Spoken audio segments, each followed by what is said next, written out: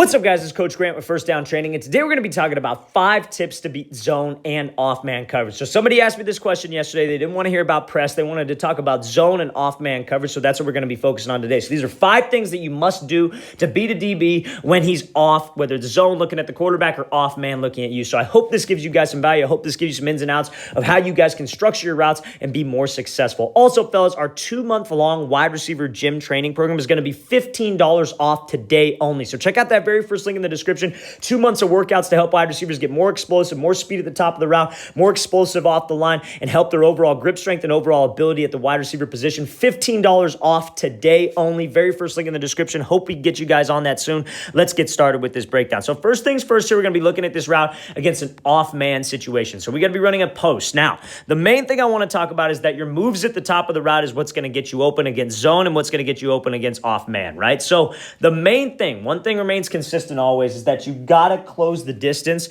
with this DB. So anytime a DB's off, you got to make him uncomfortable, right? How I make him uncomfortable is I'm trying to step on these toes and I'm trying to close the distance with this guy. I'm trying to push forward, try to move him off that platform and try to make him uncomfortable to where he's got to get out of there. Maybe he turns and runs. We're going to get into that when we talk about zone, but we got to make sure that we force him off this line. So that's exactly what he does here, and this is a great example of it. So when I close the distance with him, that's when I got to make that move. And now I got to make this move. So many people ask me like, hey, when it's zone coverage or off man, like when do I make that move? Do I make that move, when the depth of the route calls it, or do I wait to get to a certain point where I'm close to this DB and then make it? You got to do it at the depth, because you got to think about the whole thing as a play. You got to think about the play as a whole. The quarterback expects you to be at a certain spot, at a certain depth, so that's where you got to make the move. If your move's at the 50 right here, that's where you got to make it. And you know what? If he's off like that, you better make the move and accelerate off the break. The quarterback should be getting it out on time. But if your move is actually up here where you got to close the distance with this guy, that's a perfect scenario. So now, when we're an off man, if this DB's eyes are ever high, where he's looking at the shoulders and he's looking at the eyes, that should be easy money. That should be no problem to get any separation.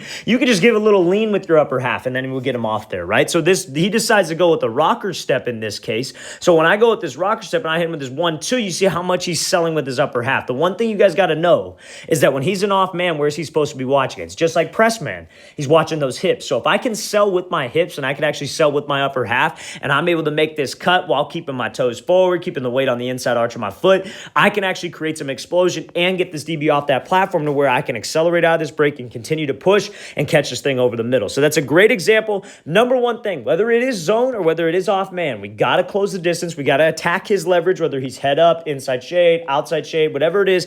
I got to step on his toes. Let's make him uncomfortable. Let's watch the thing again, full speed one more time. Great job pushing vertical, hitting him with that rocker step. Then we always got to accelerate out of the break no matter what coverage it is. So now, let's talk about this right now. So again, we're going to look at 2 more off-man clips, and we're going to be talking about the ins and outs of each one. Then we're going to be taking a look at 2 zone coverage clips, okay? So now, when I have an outside shade DB and I got to run an outside breaking route, what does that usually mean? What that usually means is that he's got help to the inside. So that's the situation we're working. So where do you think we have the most space to navigate? To the inside of the field, no doubt, right? Because a lot of people will say when it's off-man, we just want to attack his leverage, right? So let's watch this full speed. Let's watch what this receiver decides to do. Attacks that inside shoulder, hits him with a rocker step. Like I said, moves at the top of the route, especially against off-man and zone coverage. That's what gets you open, right? You got to give something. We can't just run up into this route. That's how we get covered. So DB's outside shade. If you were to just come off the line and attack him and square him up and attack his midline, what do you think he's going to do? He's just going to keep his leverage to the outside. You got to run an out route. You're just going to run right into him, and then you're going to be covered,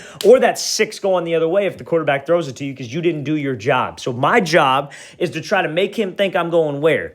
To where he has help, but it's still man coverage. You guys still understand that. It's still principle is off man coverage. So if it's like a 2-man look, where there's 2 high safeties over the middle of the field, man coverage underneath, if it's a 2-man situation, I know that's still man coverage. So if I threaten him here, he's still probably going to chase. He might just sit on this outside hip, but he's still going to chase, right? And especially right now, one-on-ones, he definitely will chase. But I'm trying to get you guys ready for a full game scenario, not just one-on-ones or routes versus air, right? So when I attack his inside shoulder and I actually sell with my upper half, again, very similar to the cut that we just looked at. Shoulders and hips are committed, weights on the inside arch of the foot so we could drive out. That's what gets him to jump, because I'm threatening him to where all this green grass is, right? I'm threatening him with what? I'm threatening him with a post route, right? And if you were to run push vertical, attack this inside shoulder, then run a bang 8 post, quarterback gets it off quick, he's beat, man. He doesn't have that. He thinks he's got safety help, but if I did my job and attacked his leverage and got him off this thing and then I ran that post, I'm wide open. So that's the key right there. You got to make it look like an inside breaking route. route, because when you're against off-man coverage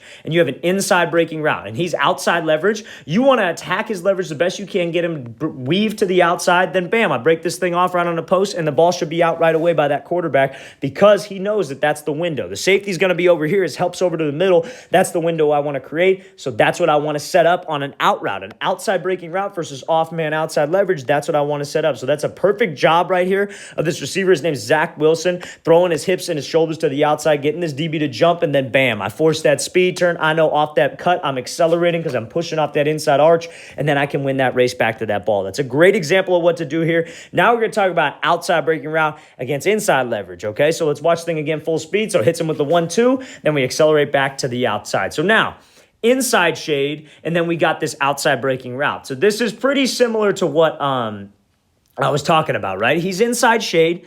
I have an outside breaking route. Reason why I can't just push up vertical and run this thing is because he'll be all over this break. He will be all over this thing. He will be putting his hands on me. He will be just running right on my hip, not enough separation, right? Because that's where he wants me to go. He wants me to go to the outside because the sideline is his help, right? So what do you guys think, number one, if I had to run an inside breaking route like a post, what do you think it would be? And this is how you guys got to think about things. What did we just talk about? Outside shade with an outside breaking route. What do you think we want to do? We want to attack his outside shoulder now, try to get him to turn those hips, and then bam, slip right back under him. Maybe I throw him by. Maybe I hit him with a rocker step at the top. It's all the same but flipped. It's just the same but flipped, right? So if he's inside shade and you got to run an inside breaking route, you attack his outside shoulder. If he's outside shade and you got to run an outside breaking route, you attack his inside shoulder. And now if you were to run an inside breaking, or if you were to run an outside breaking route versus inside shade, what do you think you want to do? Now's when you attack that leverage. Now's when you square him up. Now's when you attack him, right? So now when this receiver comes off, you see how he kind of comes off, gets his little hesitation move,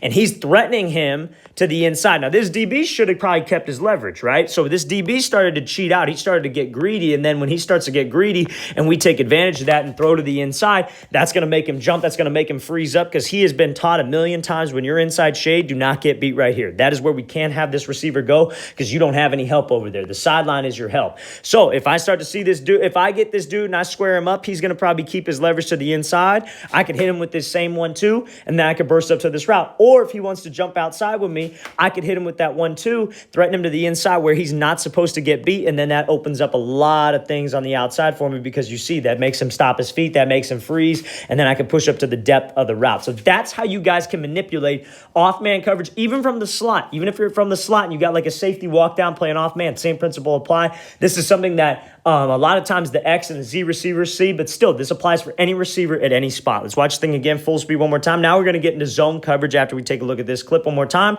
Great job making him freeze and then bursting up to this route. So now we're going to be looking at this route here from Darnell Mooney. So again, you can kind of see this DB creeping right here. So now main keys that this is zone coverage. Eyes are at the quarterback. He's off. So I don't got to worry about a release. I don't got to worry about nothing. I just got to get up to the depth of my route. Zone coverage is all about windows, especially from a quarterback perspective, right? If I'm a quarterback, I'm like, okay, is he going to be at this window when I need him to be there? That's what I'm looking for. That's how we're going to beat this coverage. Is he going to be at the window? If he's at the window, I'm going to get him the ball on time. We're all good because we got, like, let's say it's like a curl. He's running a curl here, and let's say we got a flat. We're looking for this window right here, right? So that's where I got to get to.